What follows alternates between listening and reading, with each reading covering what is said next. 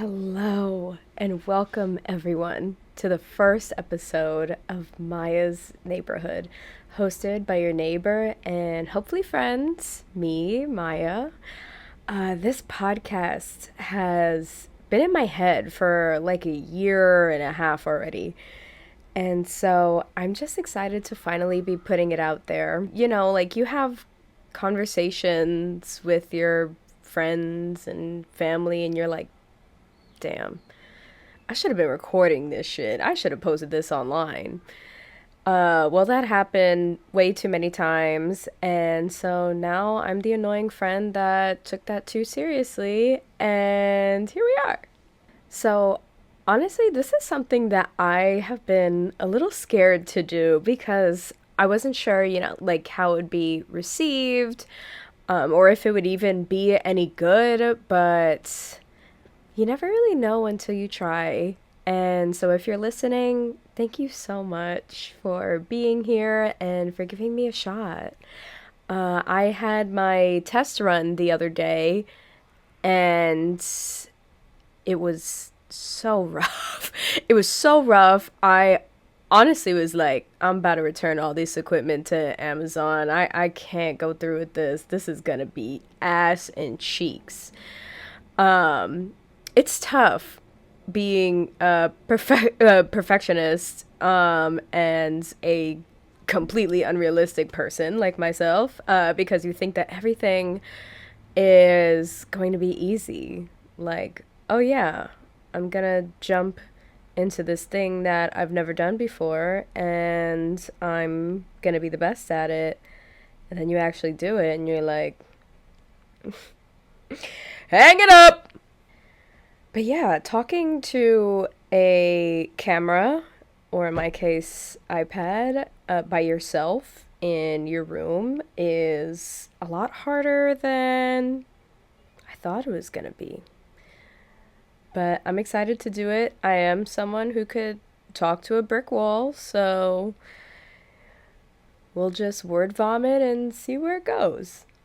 Now, for those of you who don't know me, hi, I'm Maya, and I am a New Eurekan per, yes, from the Bronx, and I make it my entire personality, which is awesome. And I am a corporate event planner here in New York City who recently had her frontal lobe click into place. Yes! Yes! And now everything is different.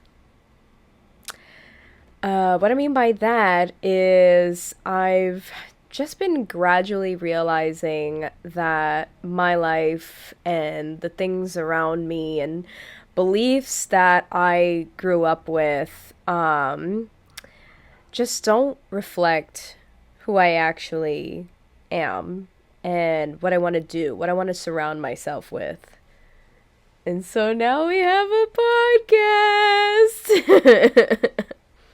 For some background, I've been a creative person all my life. I went to schools here in the city, both middle school and high school, that specialize in the arts, and I have been doing theater, shocker to no one, in my later half of high school and throughout college, and no one really prepares you for the kind of like shock that you get when you're not doing any of these things anymore.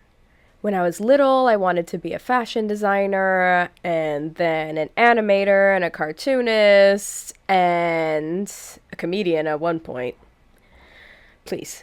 And when I got into theater, I really wanted to be an actress, but ultimately I went to college for baking and pastry, a complete 180 pivot, but it still allowed me to be creative and do something that I do genuinely enjoy doing. I do enjoy baking and everything.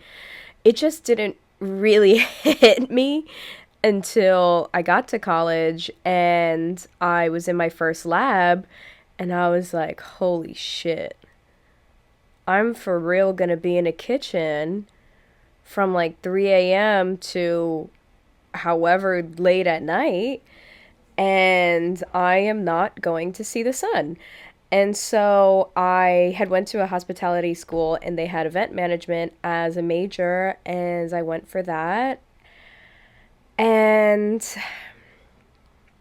I don't hate it.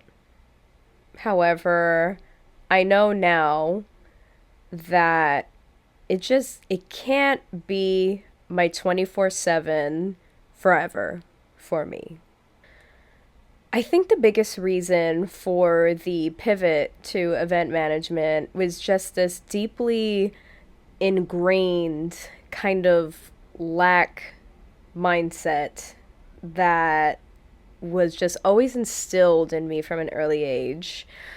Um, and I think it's something that's very common in Latino households, and, especially mine, where it's just you're constantly striving not just for success, but for survival. Like, that's the biggest thing, is this kind of survival mindset where you have to take all of the right steps and do absolutely everything that you can to live comfortably, to survive, to support your family, and you have to make your abuelos proud at the end of the day, and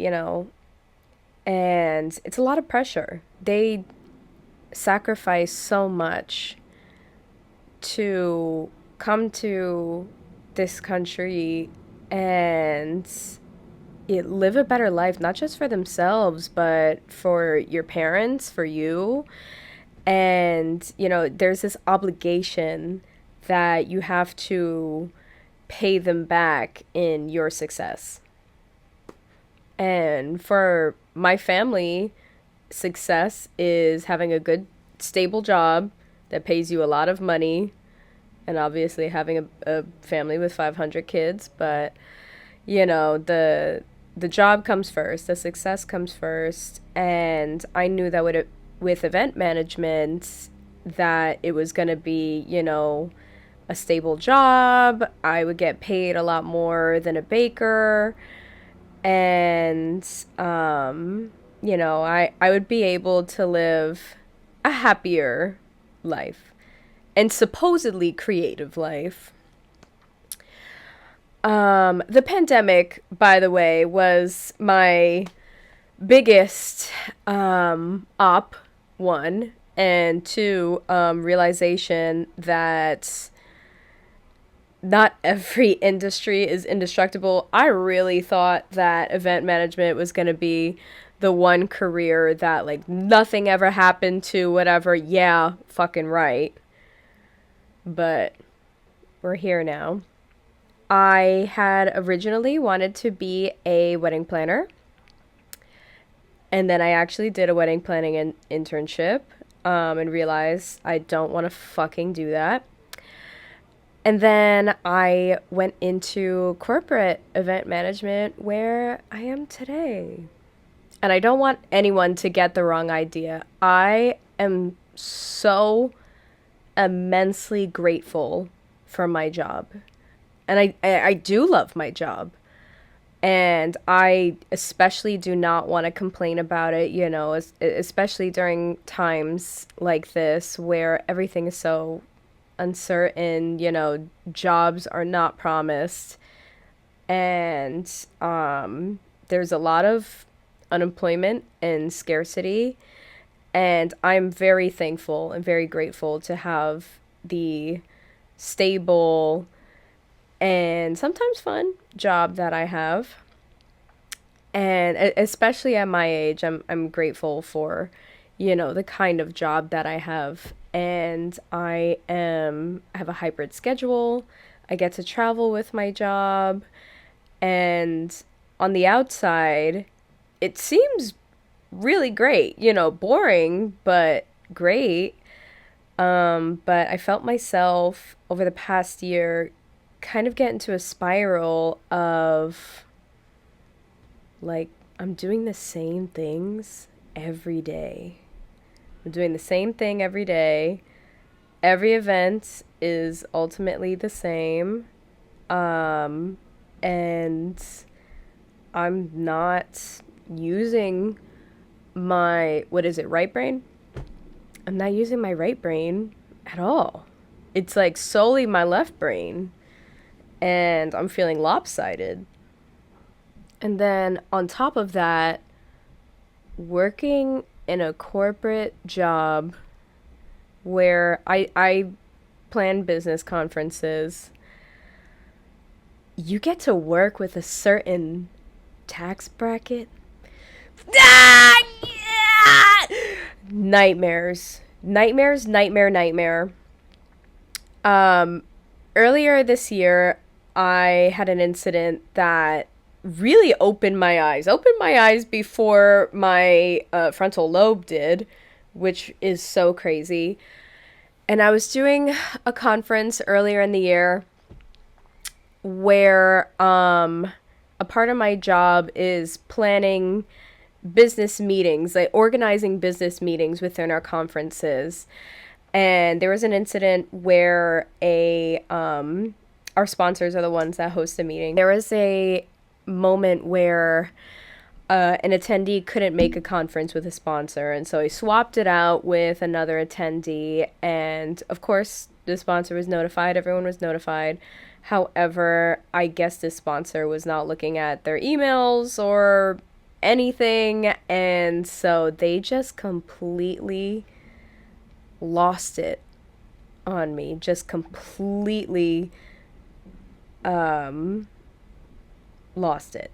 This man was a over 6 foot old white man, of course, and he was so angry to the point where he was screaming at me in the exhibit hall in front of everyone, and he was so red in the face, and just like spitting. He was nasty. He looked like a fucking animal.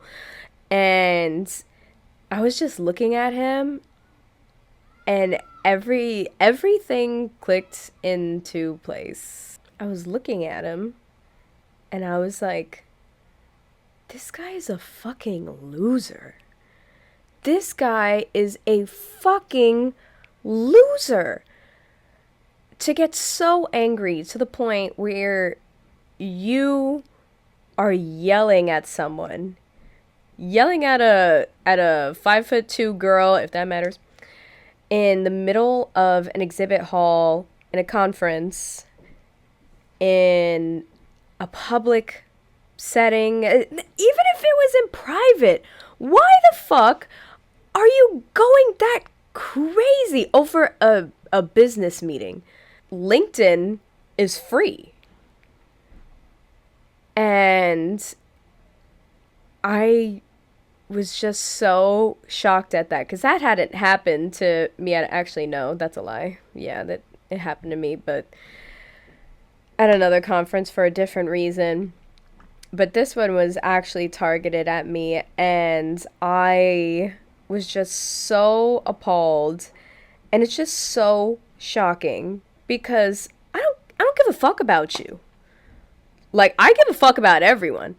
I love everyone. I love people. I love humanity.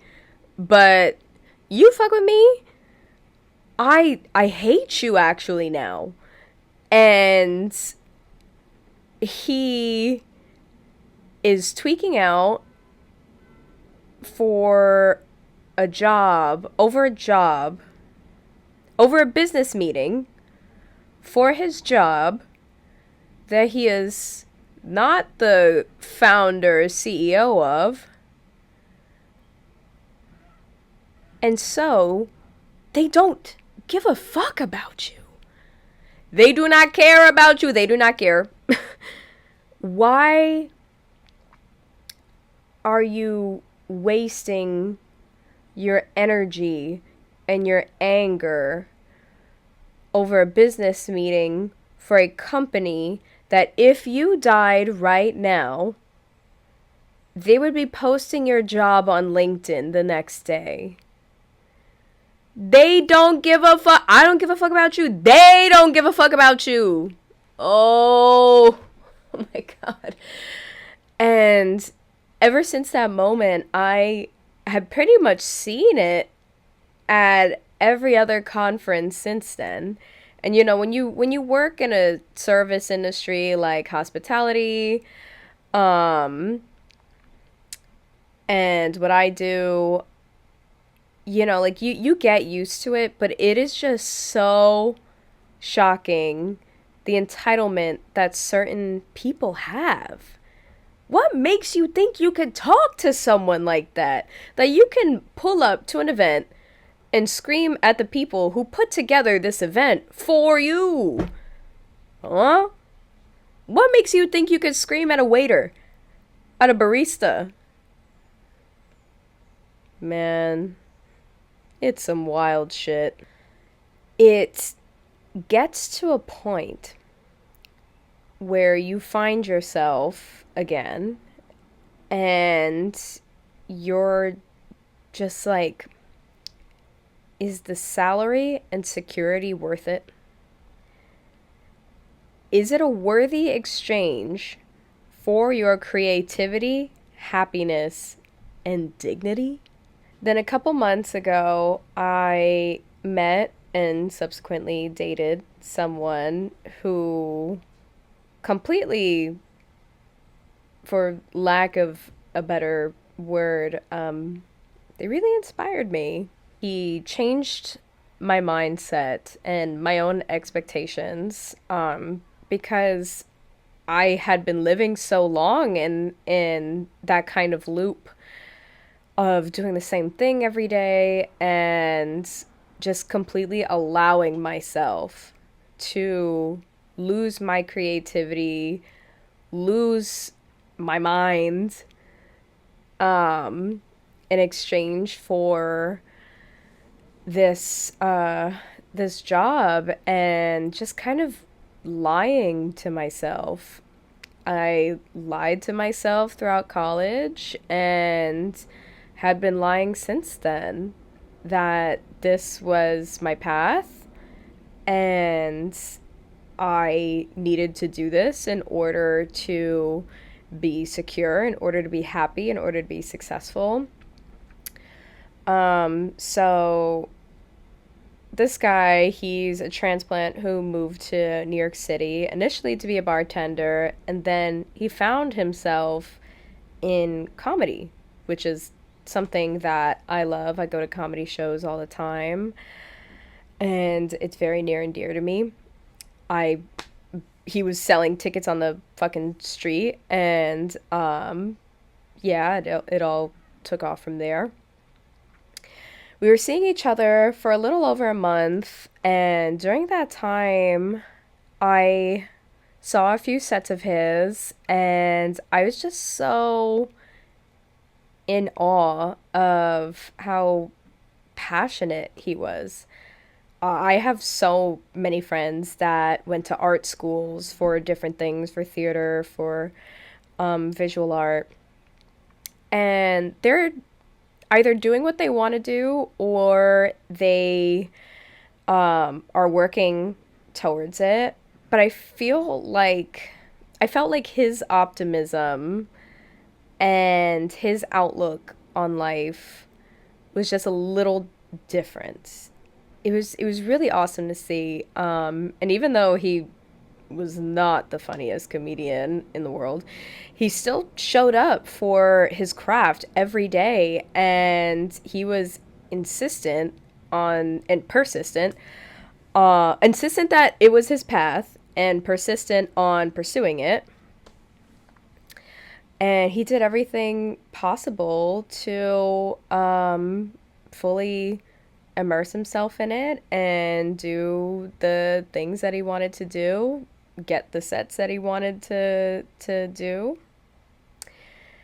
And because of his dedication and his passion, it's really starting to pay off for him. And that's amazing because that's all I could ever want for anyone, including myself and including you.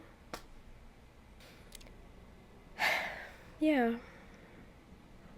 he ghosted me, which I should have expected from a Bushwick transplant comedian, and I hate to give him this much credit, but honestly, he really did inspire me to pursue my own path and to take this seriously. So, the universe works in mysterious ways. You can think that something happens and it's supposed to mean one thing when really it just shoots you into another direction that is completely unexpected. And, you might be sad and, disappointed at the time, but ultimately, everything, if you believe it, everything will work in your favor. At least that's what I think. And I know having a podcast is not inventing the fucking wheel. Okay, I'm not inventing the wheel here. I am not, this isn't even like the most creative thing to do on the planet, I feel, but it's mine. It's what I want to do. And I had tried to do a social media type of content creation thing before. I tried to be like an event talk, event planner, and do event related content, but it's just not me. It was cutesy at the time. I was getting views, but it just was not authentic. Like looking back, I archived all of that shit because like looking back on it, I was like, oh my God, this is so phony. Even talking here, I'm just like, damn. Low key, like, chat, do I sound phony? Do I sound phony right now? Please be honest. Oh my God, I can't do this. When I was doing my test run, oh my God. Those clips are not seeing the light of day. I sound like such a caricature of myself. It's kind of ridiculous. If you can't tell, I am so nervous about this for some reason. I almost put on perfume for this. Y'all ain't smelling me, chat. Do I smell? Yo, guys, be for real. Be honest. Be honest, please. Do I smell? Regardless, this podcast is something that I've been wanting to do. So I am just going to pursue it. It is creative enough for me at the moment. And I just feel like it's a fun outlet. If it works, it works. If it doesn't, it doesn't. I gave it a try. But regardless, I am going to do it. Whether or not it goes anywhere, I guess we're going to find out. Now, what is this show going to be about? Don't ask me that. Every time I bring up this idea of mine, this podcast, to my friends, everyone has actually been extremely supportive. I've been so like scared of like bringing up, because everyone's doing a podcast. Everyone's doing a podcast. There are hundreds of podcasts. What could anyone else possibly talk about? But I want to do it. So I've been telling my friends about it, and I've just been like preparing for backlash. I would go up to them and I'd be like, "Hey, yeah, I'm doing a project. I'm doing something new." And they're like, "Oh my gosh, like what?" And I'm like, "I'm doing a podcast." But they've been so supportive and so awesome about it, and ultimately I am so excited for everyone to meet them. This is going to be I've been calling it Seinfeldian podcast. Not that I'm a big Seinfeld person, but it really is just a show about nothing. But it ends up being everything at once anyways. Maybe more so like regular show. We start off with one topic and then the entire world ends. And I don't want people to get confused either, because I understand that I'm going for the Mr. Rogers angle, but this shit is not Mr. Rogers. You should know that by now. But I'm just Just reminding you, this is not Mr. Rogers. I can never live up to that man. I love him, and he is a huge inspiration for me. And I grew up watching PBS. It it is the inspiration behind this format that I'm going for, and the obviously the title, but we'll probably be closer to Pee Wee's Playhouse, honestly. Or you know what? Actually, I might be closer to Mr. Robinson's Neighborhood, Eddie Murphy's skit on SNL back in the day, making spoofing on Mr. Rogers. It's probably gonna be that and Pee Wee's Playhouse and regular show mixed together. Hopefully. Unfortunately, we did not have a puppet budget this time around. Hopefully that changes for season 2. Hopefully we get enough viewers so that we can amp up the puppet budget. It'll go right here. Okay? But I 100% have to give a shout out to all of my friends who are really the inspiration for this show. I had mentioned it in the beginning, but I have the most amazing friends that I have these incredible conversations with. They range from everything from like commentary to social justice to you guys have friends. You have conversations with your friends. You know what I'm talking about.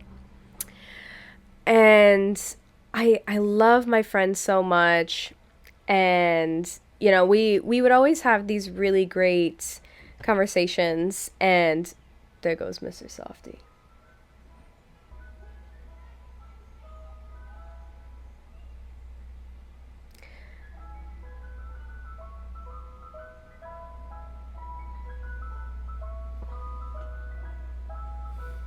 So as you can tell, I live in a first floor apartment.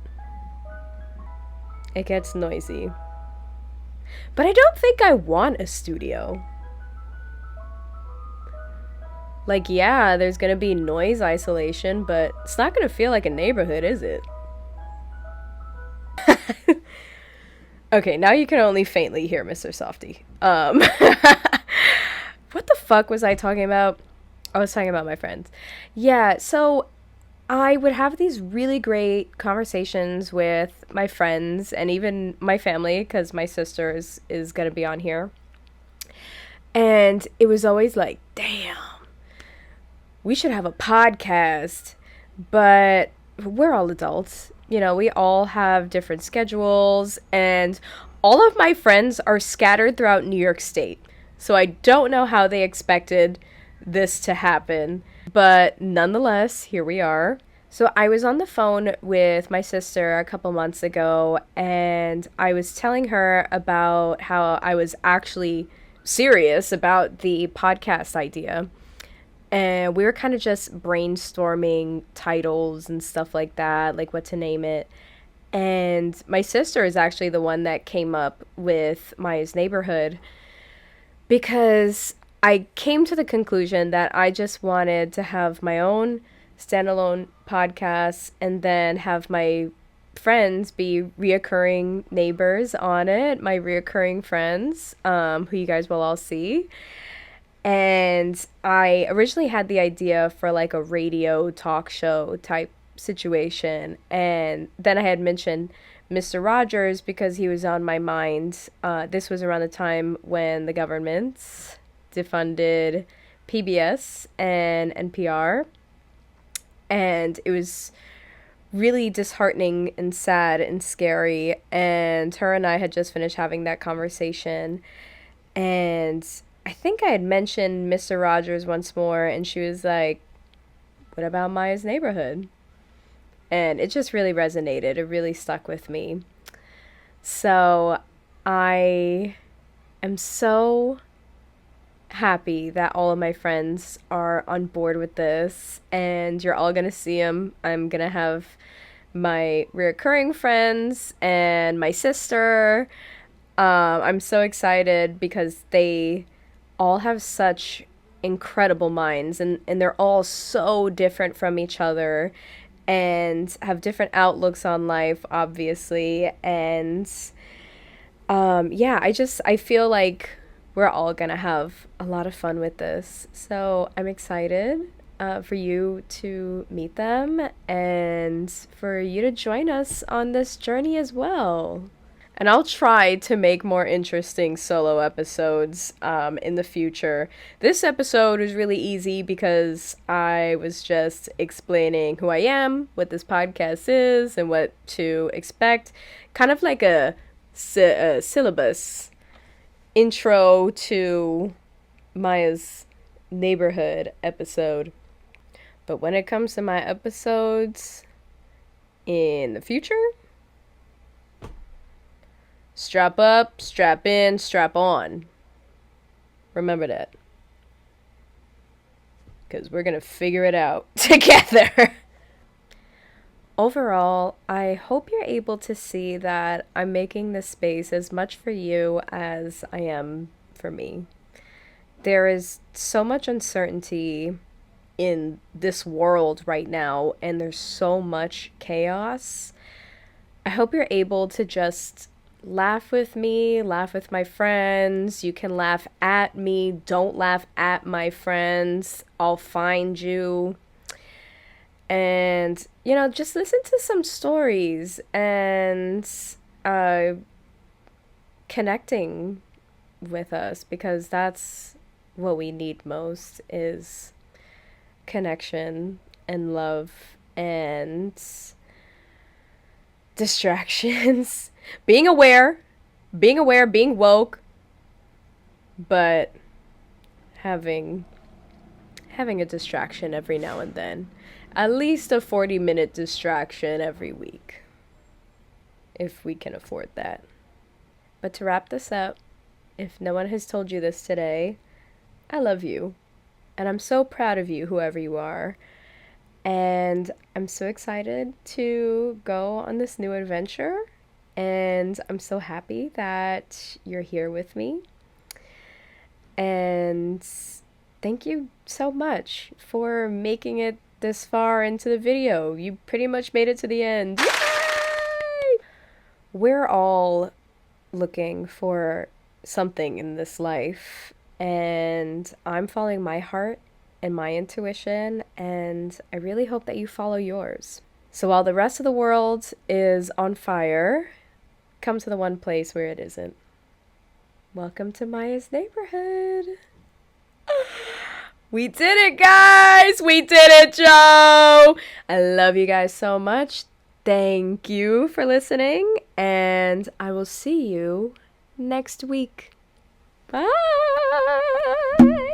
Thank you so much for watching the very first episode of Maya's Neighborhood. If you liked what you saw, please hit like and subscribe and follow me at the platforms up there. Spotify is not up yet, but it will. Likely next week.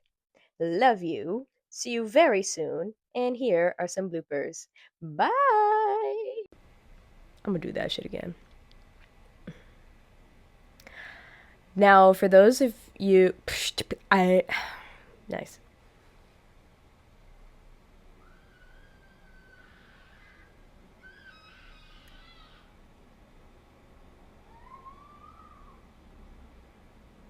Alright, let's see how that was. One last time for the grills. One last time for the grills.